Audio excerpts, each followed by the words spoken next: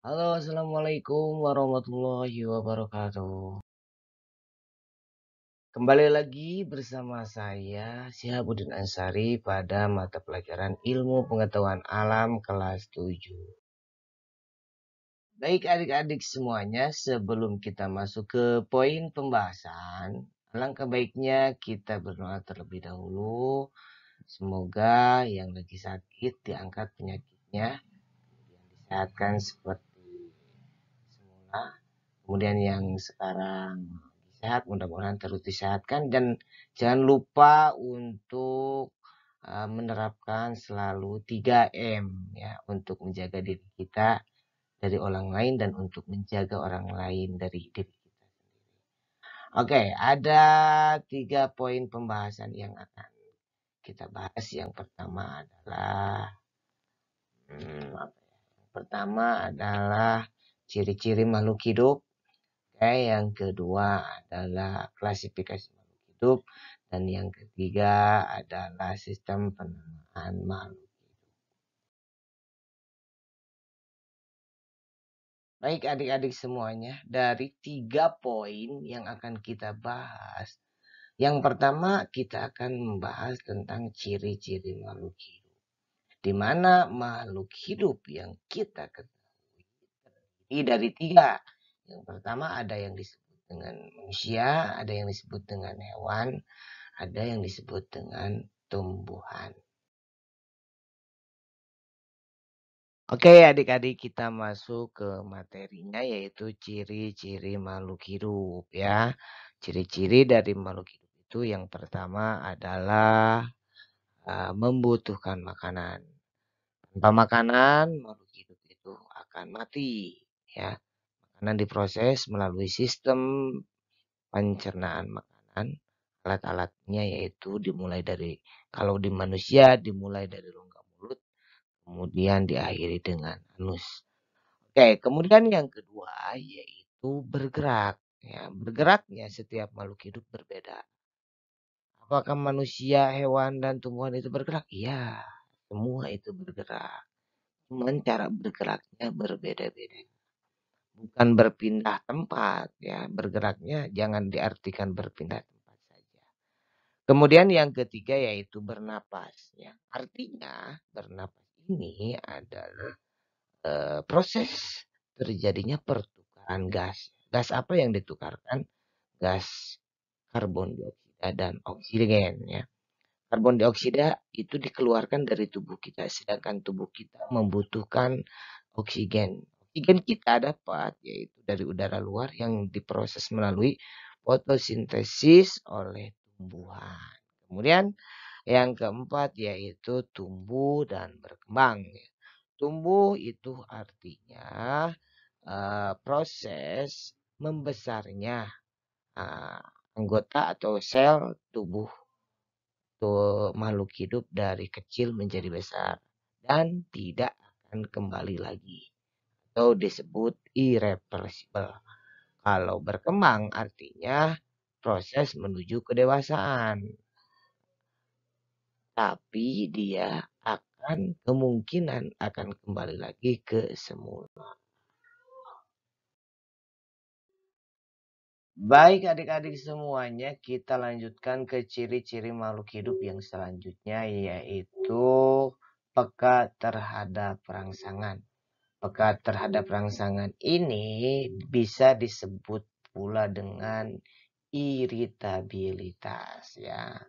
Atau juga bisa dikasarkan kalau disebutnya itu dengan sensitif ya, sangat sensitif. Mau itu tumbuhan, mau itu hewan, mau itu manusia, itu sangat peka terhadap rangsangan. Rangsangannya bisa berupa sentuhan, bisa berupa angin, bisa berupa benturan juga ya. Nah, bisa dicontohkan. Kalau pada tumbuhan saya contohkan dengan daun putri malu. Ketika ada yang menyentuh, maka daunnya dengan sangat respon, dia akan langsung menutup. Oke. Kemudian yang keenam, ciri-ciri dari makhluk hidup itu adalah berkembang biak. Berkembang biak atau menghasilkan keturunan. Ya. Di sini caranya ada dua cara ya. Pertama ada yang dinamakan dengan vegetatif dan ada yang dinamakan generatif. Vegetatif bisa disebut dengan tak kawin, kalau generatif disebut dengan kawin. Artinya, vegetatif bisa menghasilkan keturunan tanpa bertemunya sel kelamin jantan dengan sel kelamin betina. Kemudian kalau generatif itu menghasilkan keturunan dengan cara bertemunya sel kelamin jantan dan sel kelamin betina. Makanya disebut dengan perkembangbiakan secara kawin. Kemudian yang terakhir yaitu mengeluarkan zat sisa. Ciri-ciri dari makhluk hidup yaitu mengeluarkan zat sisa sudah otomatis harus dikeluarkan. Karena kalau zat sisa ini tidak dikeluarkan akan menjadi racun di dalam tubuh. Oke, adik-adik, itu semua ciri-ciri dari makhluk hidup.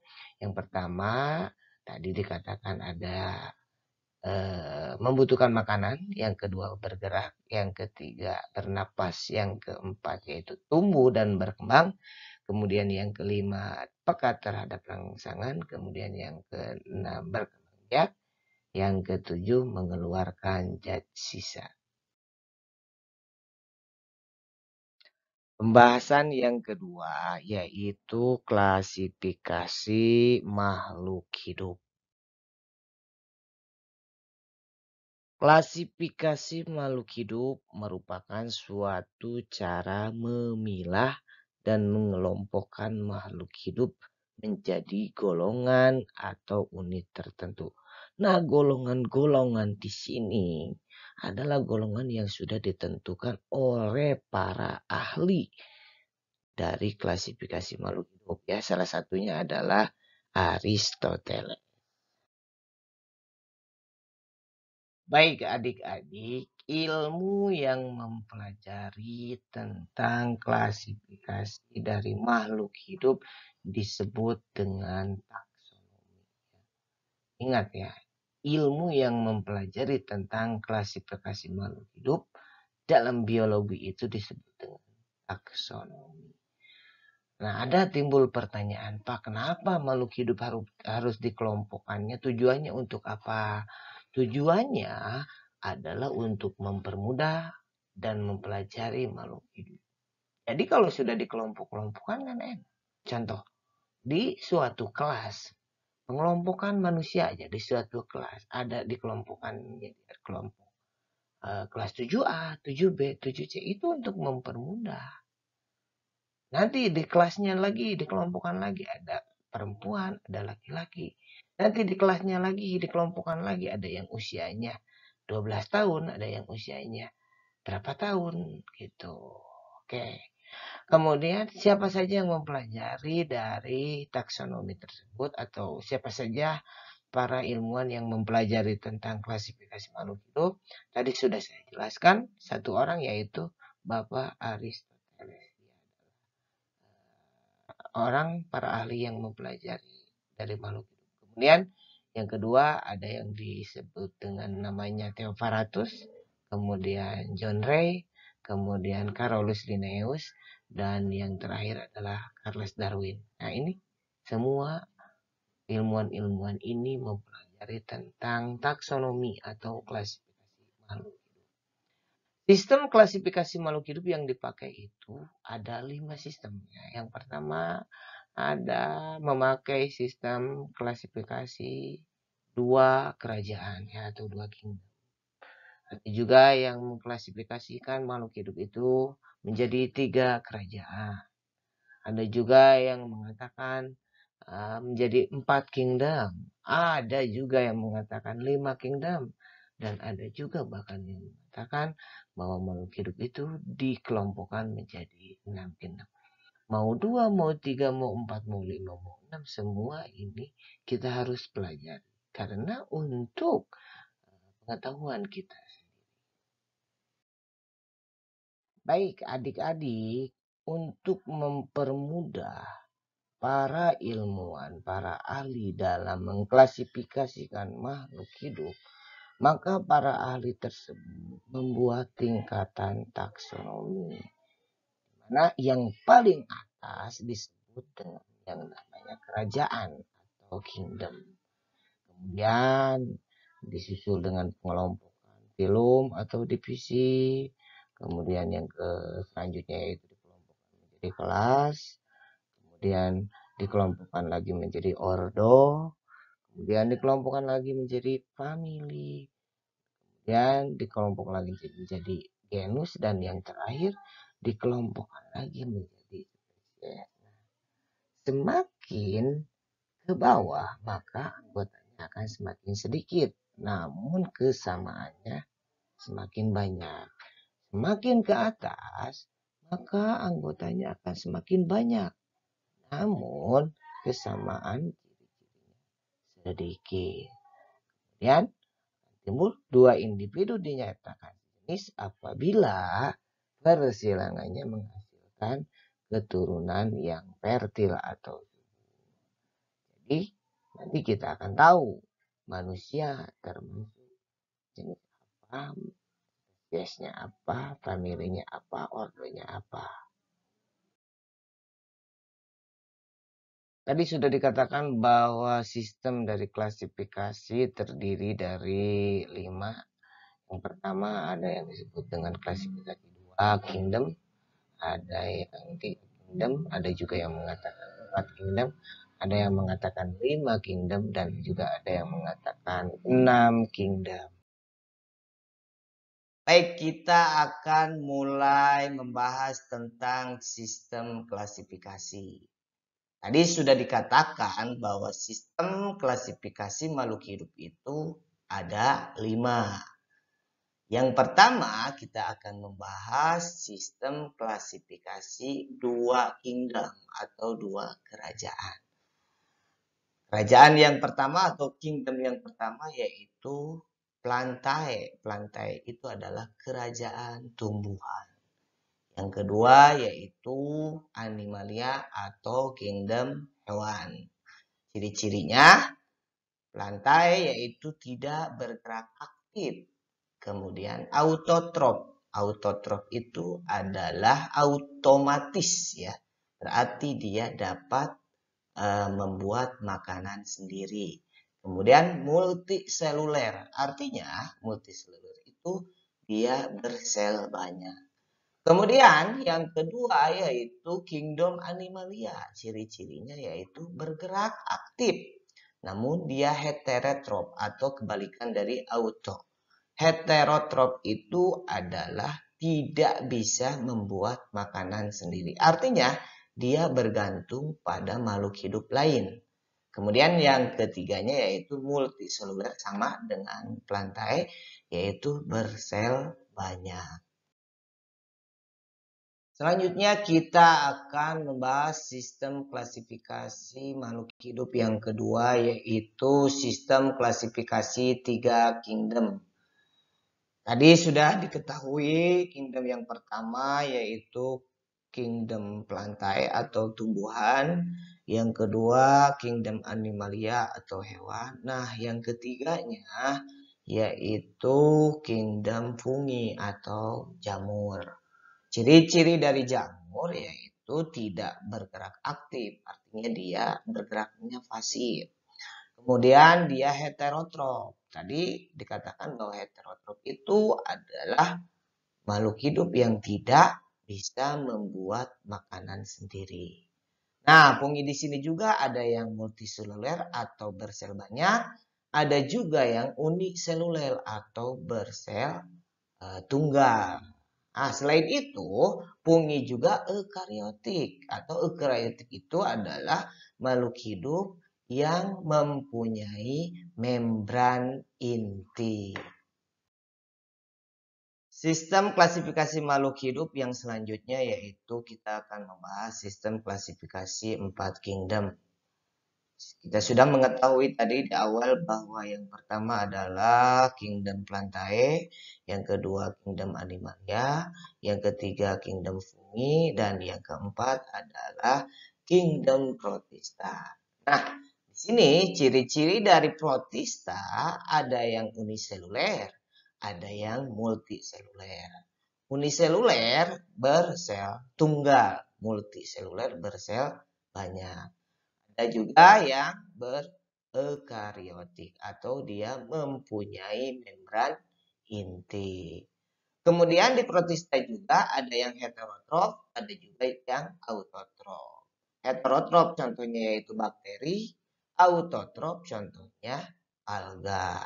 Perbedaannya tadi sudah dikatakan di awal, hetero tidak bisa membuat makanan sendiri, auto dapat membuat makanan sendiri. Jadi nanti ketika ada pertanyaan, protista yang membuat makanan sendiri, kalian jawab alga. Protista yang tidak bisa membuat makanan sendiri, kalian jawab bakteri. Sistem klasifikasi makhluk hidup yang selanjutnya yaitu sistem klasifikasi 5 kingdom. Artinya ada 5 jenis kerajaan. Tadi sudah dikatakan di awal ya, yang pertama tetap ada dunia tumbuhan atau kerajaan tumbuhan. Yang kedua ada kerajaan hewan. Yang ketiga ada kerajaan fungi atau jamur. Yang keempat ada kerajaan protista. Nah, yang kelimanya yaitu ada kerajaan dari Monera. Nah, ciri-ciri dari Monera tersebut ada yang bersel tunggal ya. Bersel tunggal, kemudian prokariotik. Artinya prokariotik itu dia tidak mempunyai membran inti. Sekali lagi, prokariotik tidak mempunyai membran inti. Ini kebalikan dari eukariotik. Kalau eukariotik mempunyai membran inti, kalau prokariotik tidak mempunyai membran inti. Kemudian ada juga yang heterotrof, yaitu bakteri. Yang autotrof itu contohnya adalah cyanobacter. Ya. Yang terakhir kita akan membahas sistem klasifikasi makhluk hidup 6 kingdom ya. Yang pertama tadi Plantae, kedua kingdom Animalia, ketiga kingdom Fungi, kemudian keempat kingdom Protista, yang kelima kingdom Monera. Nah, yang terakhir yaitu kingdom Virus. Mana virus ini sekarang lagi merajalela ya. Bisa dicontohkan virus COVID-19 ya. Ini termasuk dunia kingdom yang diklasifikasikan menjadi 6 kingdom. Ciri-cirinya virus itu tidak bisa hidup sendiri. Dia hidup di makhluk hidup lain. Artinya dia parasit dan memakan atau dia mencari makannya itu mengambil dari inangnya. Kemudian yang kedua yaitu ciri-cirinya tersusun oleh asam nukleat yang diselubungi oleh protein. Jadi si virus ini sangat membahayakan sekali. Kalau tidak segera dicegah, maka virus ini akan menyebar ke seluruh tubuh. Mau itu tubuh tumbuhan, mau itu manusia, mau itu hewan. Dapat disimpulkan bahwa sistem klasifikasi makhluk hidup 6 kingdom ini tidak termasuk dari kerajaan manusia. Di manakah manusia masuknya ke kerajaan mana? Nah, kerajaan manusia itu masuknya disamaratakan dengan hewan, yaitu animalia. Pembahasan yang terakhir dalam pertemuan ini yaitu sistem penamaan makhluk hidup. Sistem penamaan makhluk hidup itu ada beberapa cara. Aturan yang pertama yaitu terdiri dari 2 kata. Yang mana kata pertama menunjukkan genus, kata kedua menunjukkan spesies. Kemudian aturan yang kedua yaitu antara kata pertama dan kata kedua diberi spasi. Kemudian yang ketiga yaitu jika ada 3 kata, di antara kata kedua dan kata ketiga diberi tanda min tanpa spasi. Kemudian yang keempat yaitu hanya huruf pertama yang kapital. Jadi huruf pertamanya harus besar. Kemudian yang kelima yaitu dicetak miring atau diberi garis bawah. Sebagai contohnya, saya anggap padi ya. Padi itu nama ilmiah biologinya Oryza sativa. Oryzanya tadi menunjukkan genus, kemudian sativanya menunjukkan spesies. Huruf pertamanya harus besar, huruf keduanya kecil. Kemudian harus dicetak miring atau di garis bawahi. Ini dicetak miring. Atau kalau tidak dicetak miring, yaitu di garis bawahi. Oryza sativa. Kemudian saya ambil contoh lagi yaitu pohon mangga. Pohon mangga nama ilmiahnya yaitu Mangifera indica. Mangifera menunjukkan genus, kemudian indica menunjukkan spesies. Huruf pertamanya besar, huruf keduanya itu kecil, yaitu dicetak miring atau kalau tidak dicetak miring di garis bawahi. Jadi kalian tidak usah mengambil dua-duanya. Kalau udah dicetak miring, ya udah yang ini jangan. Kalau tidak dicetak miring harus digaris bawahi. Nah, penamaan makhluk hidup ini ditemukan oleh ahli biologi yaitu namanya Carolus Linnaeus. Disebut juga penamaan makhluk hidup ini yaitu binomial nomenklatur atau tata nama ganda. Mungkin pada pertemuan kali ini cukup sekian. Mudah-mudahan dapat dipahami.